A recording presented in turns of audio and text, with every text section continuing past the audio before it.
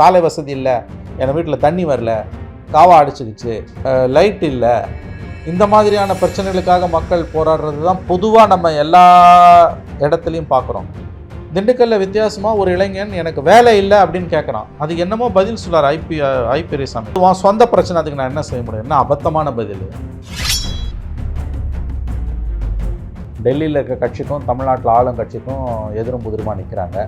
அப்படின்னு போகும்பொழுது அங்கே மத்திய அரசு மீது மட்டுமல்ல, மாநில அரசின் மீதும் ஒரு அதிருப்தி மக்கள் மத்தியில் இருக்கும். அப்போ எதிர்ப்பு குரல்கள் வரும்பொழுது மாநிலத்தை ஆளக்கூடிய கட்சியோட தலைவர்களோ எம்எல்ஏக்களோ எம்பிக்களோ வந்து சண்டை போட மாட்டாங்க. ஆனால் இந்த முறை நான் வித்தியாசமாக ஒரு பார்க்கறது எந்த தேர்தலையும் பார்க்காத ஒரு விஷயம் பார்க்குறதுன்னா, திமுக சார்பாக போகக்கூடிய சில எம்எல்ஏக்கள், ஏன் எம்பி கேண்டிடேட்ஸ் கதிரானந்த மாதிரி இருக்கிறவங்கெல்லாம் சண்டை போடுறாங்க, மக்களை நக்கல் பண்ணுறாங்க. மக்களுக்கான தலைவன் வந்து மக்களுக்குள்ளேருந்து வருவான், மக்களை பற்றின நல்ல புரிதல் இருக்கும். இப்போ மக்கள் கோபமாக பேசினாலும் காமெடியாக பேசி சமாதானம் பண்ணுறது, இந்த மாதிரி விஷயங்கள்லாம் அழகாக பண்ணிடுவாங்க. பட் இந்த விஷயங்களுக்கு சரியாக பண்ண முடியலன்னா மேபி நிறைய பேர் வாரிசுகளாக இருக்கனால அவங்களுக்கு கிரவுண்டோட டச் இல்லையா ஒன்று. ரெண்டாவது, அரசியல்வாதி ஆனதுக்கப்புறம் திடீர்னு பெரிய பணக்காரர்கள் ஆயிடுறாங்க. ஸோ வர்க்க ரீதியாக வேறு லெவலுக்கு போயிடுறாங்க. ஸோ கிரவுண்டில் மக்களோட கனெக்ஷன் கட் ஆயிடுதா? அம்மா வந்து ஐயா டாஸ்மாக மூடுங்கய்யான்றாங்க. அது எவ்வளோ ஒரு ஏழை தாயோட குரலுங்க. குடிச்சிட்டு எவ்வளோ தூரம் நீங்கள் டூனியம் பண்ணுறானுங்க, எத்தனை குடும்பம் நடுத்தருக்கு வருது. இந்த பிரச்சனையை உதயநிதி எப்படி எதிர்கொண்டார் தெரியுமா? அந்த அம்மா வந்து டாஸ்மாக மூடுங்கன்றாங்க. நீங்கள் என்ன சொல்லணும்? அம்மா நாங்கள் பார்க்குறோமா, கவனத்தில் வச்சுக்கிறோமா, உடனே மூட முடியாதுமா, சிஎம் கிட்ட சொல்கிறோம், நாங்கள் கண்டிப்பாக உங்கள் கோரிக்கை பரிசீலிக்குமா, அதோட விட்டுருங்களா? அதுதானே ஒரு அரசியல்வாதி கழகு. நீங்கள் ஓட்டு கேட்க போகும்போது அவர் என்ன பதில் சொன்னார்? என்னது டாஸ்மாக் மூடணுமா? 2016 டாக்டர் கலைஞர் எனக்கு ஓட்டு போடுங்க, அடுத்த நாளே முதல் கையெழுத்து டாஸ்மாக் மூடுறனாரு. ஓட்டு போட்டிங்களா? இப்போ வந்து மூடுன்றீங்க. வணக்கம். இன்னைக்கு நம்மளோட பத்திரிகையாளர் திரு மணி அவர்கள் இருக்காங்க. அரசியல் சார்ந்த நிறைய விஷயங்கள் நம்ம இன்னைக்கு அவரோட பேச போகிறோம். வணக்கம் சார். சார் வணக்கம் சார். இப்போ தமிழ்நாட்டை பொறுத்தளவில் எல்லா கட்சிகளும் தீவிரமாக கிரவுண்டில் பிரச்சாரம் பண்ணிட்டு இருக்காங்க. பிரச்சாரம் பண்ணுறது நல்ல விஷயம்தான். அந்த கட்சிகள் அவங்க செஞ்ச நல்ல விஷயங்கள், இந்த விஷயங்கள்லாம் பேசலாம். கவர்மெண்ட் இருக்க பிரச்சனைகள், இந்த மாதிரி இஷ்யூ பேஸ்டாக விமர்சனங்கள் வைக்கலாம், அதெல்லாம் நல்ல விஷயம்தான். பட் அதை தாண்டி ஒரு ட்ரெண்ட் என்னென்னா, பர்சனல் அட்டாக்ஸ் நிறையா பார்க்க முடியுது. குறிப்பாக உதயநிதி ஸ்டாலின் அவர்களுக்கும் இபிஎஸ் அவர்களுக்கும் அவங்களுக்குள்ள ஒரு கான்டெஸ்ட் போயிட்டுருக்கு. மோஸ்ட்லி அதை பார்க்கும்போது தனிநபர் தாக்குதல் அதில் நிறையா இருக்குது. அதே போல் கதிரானந்த் அவர்கள் பேசும்போதும் ஃபேர் அண்ட் லவ்லி கமெண்ட்லாம் அவர் பேசுகிறாரு. ஸோ அதுவும் பார்த்தோன்னா அவரோட ஸ்டேச்சருக்கு ஏற்ற ஒரு கமெண்ட்டாக இல்லை. இதுதான் ஒரு ஸ்டேச்சரு. கதிரானந்தோட ஸ்டேச்சரே அதுதான். அதனால் பொறுப்புலாம் இருக்கு இல்லையா, அந்த ஆங்கிளில் அது உங்கள் தவறு. அவர் எம்பியாக இருக்கிறதாலேயோ துரைமுருகன் மகன்றதுனாலேயோ அவருக்கு ஸ்டேச்சர் இருக்கிறதா நீங்கள் நினச்சிங்கன்னா அது உங்களுடைய தவறு. அவர் இந்த 1000 ரூபாய் வாங்குறதால ஃபேர் அண்ட் லவ்லி போட்டுட்டு வந்துட்டீங்களான்னு சொல்கிறாருல, அதுதான் அவருடைய உண்மையான முகம், அதுதான் அவருடைய உண்மையான தரம். ஆனால் எலெக்ஷன் கேம்பெயின் நடக்கும்போது எப்பவும் இந்த மாதிரி தான் இருக்குமா? இந்த எலெக்ஷனில் ஒரு ஸ்டெப் எல்லா எலெக்ஷன்லையுமே கிட்டத்தட்ட இப்படி வரும். ஆனால் இதில் ஒரு இன்ட்ரெஸ்டிங்கான ஒரு விஷயம் என்னென்னா, வாக்கு கேட்க போகும்பொழுது மக்கள், அதுவும் வந்து இப்போ ஒரு ஆளும் கட்சி தமிழ்நாட்டில் 3 வருஷம் ஆட்சியில் இருக்குது, நடக்க போகிறது டெல்லிக்கான எலெக்ஷனு. டெல்லியில் இருக்க கட்சிக்கும் தமிழ்நாட்டில் ஆளும் கட்சிக்கும் எதிரும் புதிருமா நிற்கிறாங்க. அப்படின்னு போகும்பொழுது அங்கே மத்திய அரசு மீது மட்டுமல்ல, மாநில அரசின் மீதும் ஒரு அதிருப்தி மக்கள் மத்தியில் இருக்கும். அப்போ எதிர்ப்பு குரல்கள் வரும்பொழுது மாநிலத்தை ஆளக்கூடிய கட்சியோட தலைவர்களோ எம்எல்ஏக்களோ எம்பிக்களோ வந்து சண்டை போட மாட்டாங்க. மக்களை வந்து கன்வின்ஸ் பண்ண பார்ப்பாங்க, சாந்தப்படுத்த பார்ப்பாங்க, பதில் சொல்லுவாங்க, இல்லைனா வந்து சில சமயத்தில் மன்னிப்பு கூட கேட்டுப்பாங்க. ஏன்னா ஓட்டு முக்கியம். ஆனால் இந்த முறை நான் வித்தியாசமாக ஒரு பார்க்குறது எந்த தேர்தலையும் பார்க்காத ஒரு விஷயம் பார்க்குறது என்னென்னா, திமுக சார்பாக போகக்கூடிய சில வேட்பாளர்களின் ஆதரவாளர்கள், அதாவது வந்து எம்எல்ஏக்கள், ஏன் எம்பி கேண்டிடேட்ஸ் கதிரானந்த மாதிரி இருக்கவங்கெல்லாம் சண்டை போடுறாங்க, மக்களை நக்கல் பண்ணுறாங்க. நேற்று சசிகாந்த் செந்தில் திருவள்ளூர், அவர் காங்கிரஸ் வேட்பாளர், அவருக்கு ஆதரவாக ஒரு திமுக எம்எல்ஏ பிரச்சாரம் பண்ணுறாரு. அங்கே பார்த்தீங்கன்னா கடுமையாக சண்டை போடுறாரு. அங்கே மக்கள் கொதிச்சு போயிருக்காங்க, நீங்கள் வந்து எட்டி பார்க்கலாம். இதில் என்ன ப்ராப்ளம்னா, சிவிக் இஷ்யூஸுக்கு எம்பிஸை மக்கள் எதிர்பார்க்குறாங்க. சாலை வசதி இல்லை, தண்ணீர் இல்லை, குடி தண்ணீர் இல்லை, காவா இல்லை, எலக்ட்ரிசிட்டி இல்லை அப்படின்னா மக்கள் வந்து எம்பியை கேட்குறாங்க. ஒரு கவுன்சிலரையும் எம்எல்ஏவையும் கேட்க வேண்டியதை மக்கள் எம்பிஸை கேட்குறாங்க. அதுக்கு பதில் பொறுமையாக தான் சொல்லணும். ஆனால் சண்டை போடுறாரு. அவர் அப்படியே சசிகாந்த் செந்தில் வந்து குன்னி போய் நிற்கிறாரு. தான் வெற்றி வாய்ப்பை கெடுக்கிற மாதிரி திமுக செயல்படுதுன்னு அவர் உணர்றார். அந்த வீடியோவை பார்த்தாலே தெரியுது பாடி லாங்குவேஜில். ஸோ திமுகவில் வந்து வழக்கமாக இப்படி செய்ய மாட்டாங்க. கலைஞர் இருக்கும்போதெல்லாம் வந்து அவர் ரொம்ப அழகாக வழி நடத்துவார். அதாவது தேர்தல் நேரத்தில் எவன் காலில் வேணால் உழலாம், தப்பு கிடையாது. இந்த ஆபாசமான பேச்சாளர்களை தேர்தல் நேரத்தில் அவர் ஆஃப் பண்ணிவிடுவார். அவங்கள விடவே மாட்டார் மேடையில். ஏன்னா ஓட்டை ஒழிச்சுவானுங்கன்னு தெரியும் அவருக்கு. ஸோ நான் பார்த்த வரைக்கும் 91லேருந்து நான் பார்க்குற தேர்தலில் மக்கள் அதிருப்தி அடைந்திருக்கிறார்கள்னா, எம்எல்ஏக்கள் வந்து இப்போ நான் 96ல் பார்த்தேன். ஜெயலலிதாவோட அலங்கோலமான ஆட்சியில் எம்எல்ஏஸ் ஓட்டு கேட்க போகும்போது பல இடங்களில் விரட்டி அடித்தாங்க. ஆனால் அவங்கெல்லாம் முகம் சுளிக்காமல் இருந்தாங்க. ஒன்று கன்வின்ஸ் பண்ண பார்ப்பாங்க மக்களை, இல்லையா ஸ்பாட்டை விட்டு ஓடிடுவாங்க வண்டியில், இறங்கி சண்டை போட மாட்டாங்க. இப்போ நேற்று இந்த கடந்த 4-5 நாட்களாக தமிழ்நாட்டில் நடக்கக்கூடிய சம்பவங்கள் வந்து ரொம்ப ஆச்சரியமானதாக இருக்குது. அதாவது திமுக அரசின் மீது மக்களுக்கு இருக்கக்கூடிய அந்த ஒரு அதிருப்தி, கோபம் வெளிப்படையாக தெரியுது. ஆனால் நடக்க போகிறது பார்லிமெண்ட்டுக்கான எலெக்ஷன்ற தெளிவு மக்களுக்கு இருக்குது. இருந்தாலும் திமுக அரசின் மீது இருக்கக்கூடிய வெறுப்பை மக்கள் கக்குறாங்க, அதை வெளிப்படுத்துகிறாங்க. அதை எதிர்கொள்கிறதுல திமுக வேட்பாளர்கள், எம்எல்ஏக்களோட அணுகுமுறை என்பது ரொம்ப ஆச்சரியமானதாக இருக்குது. அவங்க மோதுறாங்க, அவங்களோட சண்டை போடுறாங்க. இன்ட்ரெஸ்டிங்காக தண்ணி கிடைக்கல, குடித நீர் இல்லை, சாலை வசதி இல்லை, மின்சாரம் இல்லைன்னு தான் மக்கள் கேட்டாங்க. வேலை இல்லைன்னு ஒரு இடத்த தவிர வேறு எங்கேயும் கேட்கல. அந்த இடம் எங்கன்னா திண்டுக்கல். திண்டுக்கல்ல ஐ பெரியசாமி திமுக அமைச்சர் இருக்கார் இல்லையா, அவர் வந்து அங்கே திண்டுக்கல் சிபிஎம் கேண்டிடேட்டு கேன்வாஸ் பண்ண போகிறார். இன்ட்ரெஸ்டிங்லி மற்ற எல்லா இடத்துலையும் இப்போ நம்ம பார்த்த இஷ்யூ இல்லை, எல்லாமே மக்கள் சிவிக் இஷ்யூஸ்க்காக தான் போராடுறாங்க, சண்டை போடுறாங்க வேட்பாளர்கள்கிட்ட. திமுக வேட்பாளர்கள், திமுக தோழமை கட்சி வேட்பாளர்கள், எம்எல்ஏஸ் கிட்ட. ரொம்ப இன்ட்ரெஸ்டிங்காக சுவாரஸ்யமான விஷயம், திண்டுக்கல்ல ஐ பெரியசாமி கிட்ட ஒரு இளைஞர் வந்து எனக்கு வேலை இல்லை அப்படின்னு சண்டை போடுறான். ஆக்சுவலி அது ரொம்ப ஆச்சரியமான விஷயமா எனக்கு பட்டுது. It's very very interesting. It's a quality difference இருக்குது. எனக்கு சாலை வசதி இல்லை, என் வீட்டில் தண்ணி வரல, காவா அடிச்சுக்கிச்சு, லைட் இல்லை, இந்த மாதிரியான பிரச்சனைகளுக்காக மக்கள் போராடுறது தான் பொதுவாக நம்ம எல்லா இடத்துலையும் பார்க்குறோம். திண்டுக்கல்ல வித்தியாசமாக ஒரு இளைஞன் எனக்கு வேலை இல்லை அப்படின்னு கேட்குறான். அதுக்கு என்னமோ பதில் சொல்லார் ஐ பெரியசாமி. அவன் தொடர்ந்து அதையே வலியுறுத்தி சண்டை போடுறான் அந்த இளைஞன். அப்போ அவர் சொல்கிறாரு, அது உன் சொந்த பிரச்சனை, அதுக்கு நான் என்ன செய்ய முடியும்? என்ன அபத்தமான பதில், என்ன அபத்தமான பதில். ஒரு இளைஞனுக்கு வேலை இல்லைன்னா அவன் அரசியல்வாதி தான் கேட்பான், ஓட்டுக்காக நீ தானே வர, அதுதான் பிரச்சனை. காவா அடிச்சுக்கிச்சு, ரோடு இல்லை, மின்சாரம் இல்லைன்றது சிவிக் இஷ்யூ. அது கார்பரேஷன் எலெக்ஷனில், உள்ளாட்சி தேர்தலில் பேச வேண்டிய விஷயம். அதிகபட்சம் எம்எல்ஏ எலெக்ஷனில். எம்பிஸோட வேலைன்றது எம்ப்ளாய்மெண்ட் ஜென்ரேஷன் தான். ஆனால் இப்போ அதை அப்படி பார்க்க முடியுமா? ஏன் நான் அதை கேட்குறேன்னா, இப்போ ஒரு தமிழ்நாட்டில் ஒரு 10% யங்ஸ்டர்ஸுக்கு வேலை வாய்ப்பு இல்லைன்னு வச்சுப்போம். அப்போ அது ஒரு சோஷியல் ப்ராப்ளம். யங்ஸ்டர்ஸ்லாம் சேர்ந்து வந்து மினிஸ்டரை கேட்குறாங்க அப்படின்னா ஓகே, அவர் பதில் சொல்லணும், கரெக்டு. பட் ஒரு இண்டிவிஜுவல் வந்து அப்படி சொல்கிறாருன்னா மேபி அவர்கிட்ட கூட பிரச்சனை இருக்கலாம்ல, அந்த ஆங்கிலையும் பார்க்க கூடாது. அவர்கிட்ட பிரச்சனை இருந்தால் கூட நீங்கள் வந்து அதை பொது பிரச்சனையாக தான் பார்க்கணும். Even if that particular person is responsible for his own fate. அது அந்த பர்டிகுலர் கேண்டிடேட் கேரக்டருக்கு, அந்த இளைஞனுக்கு அவனுக்கு ஏதோ பிரச்சனை இருக்குது, அதுக்கு மினிஸ்டர் சார் கண்டிப்பாக மினிஸ்டர் பதில் சொல்லணுன்றான். நீங்கள் கேட்குறது வந்து ரொம்ப ஷாலோவாக நீங்கள் பார்க்குறீங்க. அது வந்து ஒரு இண்டிவிஜுவல் கேஸாக இருந்தால் கூட அதற்கான பதில் என்பது வந்து ஜென்ரிக்காக தான் இருக்க முடியும். இன்றைக்கி அன்எம்ப்ளாய்மெண்ட் எவ்வளோ தூரம் இருக்குது நாட்டில்ன்றது உங்களுக்கு தெரியும். ஏன் மோடி கவர்மெண்ட் வந்து 400 சீட்டோ 300 சீட்டோ கண்டிப்பாக ஜெயிக்கிறதுக்கு வாய்ப்பே கிடையாது. நம்ம எதை வச்சு சொல்கிறோன்னு கேட்டிங்கன்னா, மீடியா பேச மறுக்கிற ரொம்ப முக்கியமான ஒரு விஷயம்னா, 3 இஷ்யூஸ் வந்து இந்த கடந்த 10 ஆண்டுகளில் இந்தியாவோட பொது வாழ்க்கையில் மிகப்பெரியதொரு பேரழிவை ஏற்படுத்தியிருக்குது. ஜிஎஸ்டி, பெட்ரோலிய பொருட்களின் விலை உயர்வு, அன்எம்ப்ளாய்மெண்ட்.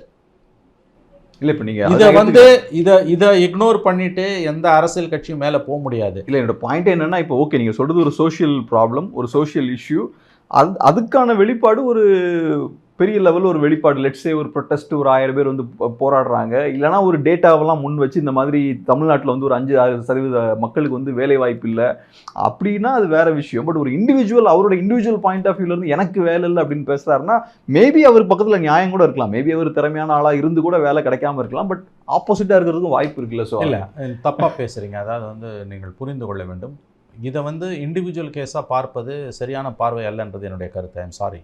இதை வந்து ஒரு தனிநபருடைய பலவீனத்தின் வெளிப்பாடாகவோ அந்த இண்டிவிஜுவல் சென்ட்ரிக்காகவோ இந்த இஷ்யூ பார்க்கக்கூடாது. நான் சொல்கிறது, அந்த பர்டிகுலர் கேஸில் அந்த பர்டிகுலர் இண்டிவிஜுவல் வந்து அன்எம்ப்ளாயபிளாக அவர் இருந்தாருன்னா கூட அதை நம்ம எப்படி புரிஞ்சுக்கணும் அப்படின்னா, இன்றைக்கி ஓவரால் சினாரியோ, இன்றைக்கி unemployment is a big problem in India. ஒருத்தன் குரல் எழுப்புறாங்க, நான் அதை ஒரு ஆரோக்கியமான அரசியலாக பார்க்குறேன். மந்திரியை பார்த்து எனக்கு வேலை இல்லை, நீ வந்து இப்போ 5 வருஷத்துக்கு மேலே வந்து என்கிட்ட ஓட்டு கேட்ட, இப்போ தான் நீ என்கிட்ட வர, எனக்கு வேலை இல்லை, எனக்கு வேலை கொடுன்னு ஒருத்தன் கேட்குறான். ஒரு மந்திரி அவனுக்கு பதில் சொல்லி அவனு மாறா அந்த மந்திரி என்ன சொல்கிறாரு, இது உன்னோட தனிப்பட்ட பிரச்சனைன்றாரு. அது என்ன ஆணவமான பதில்? ஆனால் தமிழ்நாட்டில் நிஜமாவே இப்போ ஒரு அன்எம்ப்ளாய்மெண்ட் பெரிய ஒரு சோஷியல் ப்ராப்ளமாக இருக்குது. இல்லை, எல்லா இடத்துலையுமே வந்துட்டு இருக்குங்க. நீங்கள் வட இந்தியாவோட கம்பேர் பண்ணும்போது அன்எம்ப்ளாய்மெண்ட் தமிழ்நாட்டில் கம்மியாக இருக்கலாம். But unemployment is a big issue in India. ஏன்னா மீடியா வந்து மறைக்குது. 74க்கு பிறகு இந்த 50 வருஷத்தில் இல்லாத அளவுக்கு அன்எம்ப்ளாய்மெண்ட் ரேஷியோ இன்றைக்கி வந்திருக்கு சார். இதை தயவு செஞ்சு நம்ம புரிஞ்சுக்கணும். இதை நம்ம கிளாஸ் ஓவர் பண்ணி உங்கள்கிட்ட என்ன ஸ்டாட்டிஸ்டிக்ஸ் இருக்குது இமீடியட்டாக கேட்டால் எங்கிட்ட ஸ்டாட்டிஸ்டிக்ஸ் கிடையாது. ஆனால் பரவலாக இருக்கக்கூடிய விஷயம் ராகுல் காந்திலாம் கூட பேசினார் இல்லையா, நீங்கள் unemployment is a big problem in India. அந்த 3 இஷ்யூ வந்து இன்றைக்கி பெரிய ப்ராப்ளம் சார். ஜிஎஸ்டி, நம்முடைய பெட்ரோலிய பொருட்களின் ஜிஎஸ்டி, பெட்ரோலிய பொருட்களின் விலை உயர்வு, அன்எம்ப்ளாய்மெண்ட், இது ரெண்டும் வந்து எனக்கு ஒரு பெரிய இஷ்யூ தான். சில விஷயங்களுக்கு கண்ணாடி, உள்ளங்கை புண்ணுக்கு கண்ணாடி தேவையில்லை. இப்போ நீங்கள் பிஜேபி ரெப்ரஸன்டேட்டிவ் எதிர்ந்தால் நீ எதை வச்சு பேசுகிறேன், என்ன ஸ்டாட்டிஸ்டிக்ஸ் கேட்டால் என்கிட்ட பதில் கிடையாது. But you have some heart, நீ கொஞ்சம் மனசு இதயத்தோட இந்த பிரச்சனையை பேசணும், ஒரு மூளையோட அறிவோட மட்டும் பேசக்கூடாது. நம்ம கண்ணு முன்னால் பார்க்கணும் ஜாப்லெஸ்னஸ் எவ்வளோ பெரிய பிரச்சனையாக இன்றைக்கி வந்துட்டுருக்குன்னு. யாரும் இதை மறுக்க முடியாது. சில விஷயங்களுக்கு பெரிய அளவில் ஸ்டாட்டிஸ்டிக்ஸ் கூட தேவையில்லை. குறைஞ்சபட்ச மனசாட்சி, அறிவு கூட நான் சொல்லலை, குறைஞ்சபட்ச மனசாட்சியும் கண்ணு இருந்துன்னா போதும். அப்படி தான் நான் பார்க்குறேன். இந்த 3 இஷ்யூ வந்து முக்கியமானது. நம்முடைய நெரேட்டிவில் அது இன்றைக்கி எந்த அளவில் வந்து எதிரொலிக்குது அப்படின்றதெல்லாம் கேட்டிங்கன்னா அது வேறு விஷயம். இப்போ நீங்கள் தமிழ்நாடு பார்த்துக்கோங்களேன். கோயம்புத்தூரோட பெரிய பிரச்சனையாக எம்எஸ்எம்இ செக்டர் கொலாப்ஸ் ஆகி கிடக்குது, பெரிய அளவில் கொலாப்ஸ் ஆகி கிடக்குது. அவங்க வந்து தேர் இன் டால்ரம்ஸ், கம்ப்ளீட் டால்ரம்ஸ். அங்கே எந்த இண்டஸ்ட்ரீஸ் அப்படியே மூடிட்டு குஜராத்துக்கு போகிறான். இங்கே முறையாக தொழில் பண்ணுறதுனால உங்களுக்கு ஜிஎஸ்டி கட்டுன்றதால முடியல. அங்கே எவ்வளோ அன்எம்ப்ளாய்மெண்ட்டு, கொரோனாவிலேருந்து மீண்டு டிமானிட்டைசேஷன்லேருந்து கொஞ்சம் மீண்டு வரும்போது கொரோனா வந்து அடிச்சுது. இப்போ கொரோனாலேருந்து இப்போ தான் மீண்டு வந்துட்டு இருக்காங்க கொஞ்சம் கொஞ்சமாக. எம்எஸ்எம்இ செக்டாரை பற்றி எந்த பொலிட்டிக்கல் பார்ட்டியில் மேனிஃபெஸ்டோவில், டிஎம்கே மேனிஃபெஸ்டோவில் கூட பெருசாக எதுவுமே சொல்லலை. ஸோ இந்த மாதிரியான இஷ்யூஸ் இருக்கும்போது unemployment is a very big problem. சில விஷயங்களை நேரடியான ஸ்டாட்டிஸ்டிக்ஸ் கூட வச்சு பார்க்க வேண்டிய அவசியம் இல்லை. எம்எஸ்எம்இ வந்து பெரிய அளவில் பாதிக்கப்பட்டிருக்குன்றது எல்லாருக்கும் தெரியும் போது obviously unemployment is the one of its offshoots. நம்ம ஆகவே இந்த விஷயங்களை, இந்த திண்டுக்கல்ல ஐ பெரியசாமியை பார்த்து ஒரு இளைஞன் கேட்ட கேள்வியை ஒரு சமூகத்தின் குரலாகத்தான் பார்க்க வேண்டுமே அல்லாமல் ஒரு தனி மனிதனுடைய பிரச்சனையாக அதை பார்ப்பதும், அமைச்சரே இது வாம் பிரச்சனைன்னு சொல்வதும் ரொம்ப தவறானது என்பதுதான் என்னுடைய கருத்து. சார், இப்போ 2 விஷயத்தை பற்றி பேசுனீங்க. ஒன்று என்னென்னா தரம் தாழ்ந்து பேசுகிறாங்க எலெக்டட் ரெப்ரஸன்டேட்டிவ்ஸ் அப்படின்ற ஒரு விஷயம். இன்னொன்று மக்கள் அவங்கக்கிட்ட கோவமாக வந்து கேள்விலாம் கேட்கும்போது அவங்க டஃப்பாக ஹேண்டில் பண்ணுறது, அவங்கக்கிட்ட சண்டைக்கு போகிறது, இந்த விஷயங்கள் அதுதான் அதிர்ச்சியாக இருக்குது அப்படின்ற ஒரு விஷயமும் சொல்கிறீங்க. ஸோ இதுக்கான காரணம் என்ன? இப்போ மக்களுக்கான தலைவன் வந்து மக்களுக்குள்ளேருந்து வருவான், மக்களை பற்றின நல்ல புரிதல் இருக்கும். இப்போ மக்கள் கோவமாக பேசினாலும் காமெடியாக பேசி சமாதானம் பண்ணுறது, இந்த மாதிரி விஷயங்கள்லாம் அழகாக பண்ணிடுவாங்க. பட் இந்த விஷயங்களுக்கு சரியாக பண்ண முடியலன்னா மேபி நிறைய பேர் வாரிசுகளாக இருக்கனால அவங்களுக்கு கிரவுண்டோட டச் இல்லையா ஒன்று. 2வது, அரசியல்வாதி ஆனதுக்கப்புறம் திடீர்னு பெரிய பணக்காரர்கள் ஆயிடுறாங்க. ஸோ வர்க்க ரீதியாக வேறு லெவலுக்கு போயிடுறாங்க. ஸோ கிரவுண்டில் மக்களோட கனெக்ஷன் கட் ஆயிடுதா? ஏன் இது நடக்குதுன்னு இல்லை, இது 40 நாங்களே ஜெயிப்போன்ற மெதப்பில் இருக்காங்க. அது உண்மைதான், நானே ஒத்துக்கிறேன். எது 40 ஜெயிக்கிறது வாய்ப்பு இருக்குது.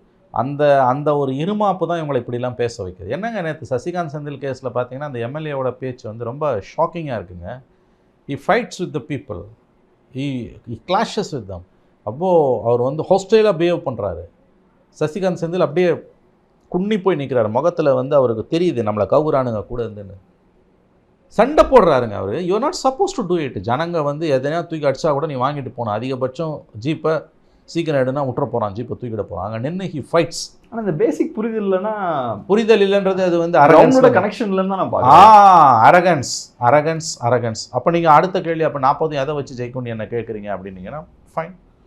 இது நடக்கிறது டெல்லி எலெக்ஷன். ஆனால் பட் எம்ஜிஆரே தோத்தார். அந்த நம்பிக்கையில் தான் நம்ம பேசுகிறோம். நம்ம கணிப்பு பொய்யாகக்கூடாதுன்னு தான் நம்ம விரும்புகிறோம். பட் இவங்க டிஎம்கேயில் வந்து பலரும், சிலரும் அட்லீஸ்ட் அவங்க கிரவுண்ட் லெவலில் போகும்போது வரக்கூடிய ஹாஸ்டைல் பிஹேவியருக்கு அவர்களுடைய எதிர்வினை என்பது ரொம்ப நாசியேட்டிங்காக இருக்குது. இது ஓட்டை ஒழிச்சிடும், மார்ஜின்ஸ் குறையும். காரணம் சன நேரத்தில் மாறிடும் எல்லாமே. ஏடிஎம்கேவையோ 2 லீவ் சிம்பிள் ரெட்டையிலேயோ குறைச்சி மதிப்பிடாதீங்க. பிஜேபி ஜெயிக்க முடியாது, பட் ரெட்டையில் ஒரு 4-5 தொகுதி ஜெயிச்சா கூட அது திமுக பெருத்த அவமானம்.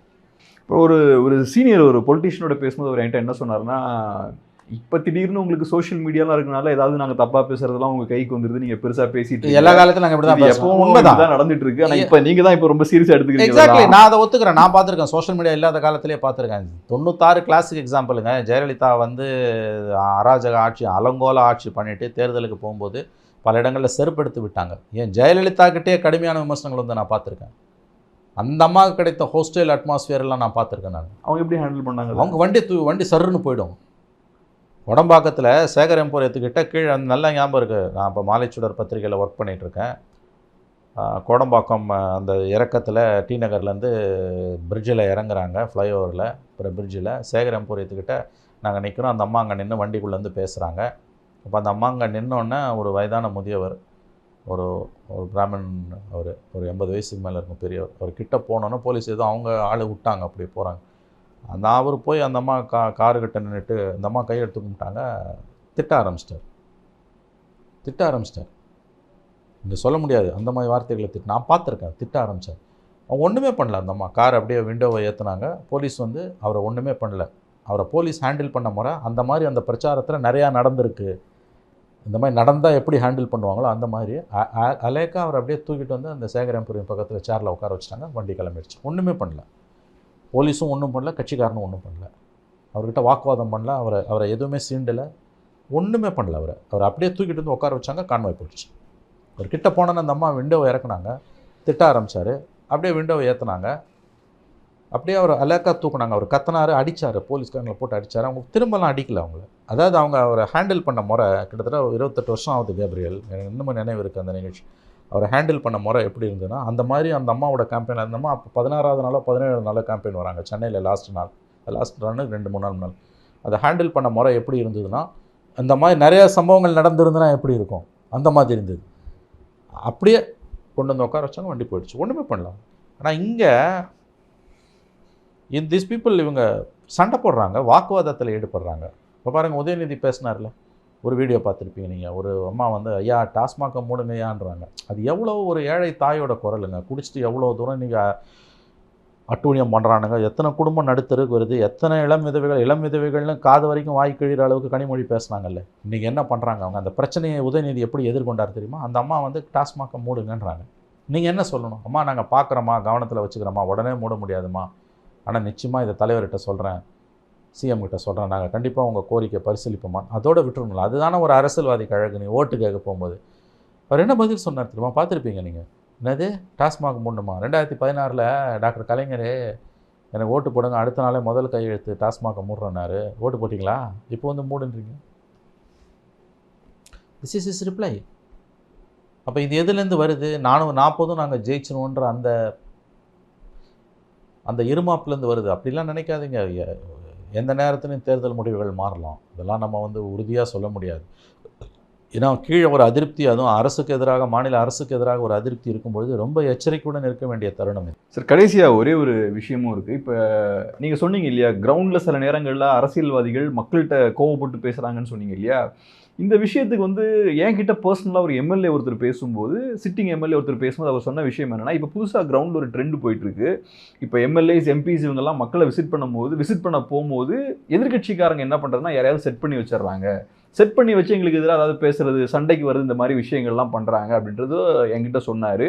ப்ளஸ் அப்புறம் அந்த சென்னை ஃப்ளட்ஸ் வந்தது இல்லையா, அந்த டைமில் அவருக்கு அந்த மாதிரி ஒரு பிரச்சனை வந்தது. அவர் மக்களை விசிட் பண்ணும்போது கிரவுண்டில் அவர் கரெக்டாக என்கிட்ட ப்ரூஃபோட காட்டுறாரு. இந்த மாதிரி ஃபோட்டோவெல்லாம் காணிச்சு, இந்த இயக்கத்தை சேர்ந்தவர் இவர், நான் இதே ரோட்டில் திருப்பி போய் விசிட்லாம் பண்ணிட்டு வந்தேன், பட் இருந்தாலும் அவர் என்கிட்ட இஷ்யூ பண்ணுறாரு அப்படின்ற விஷயத்தை அவர் காட்டுறாரு.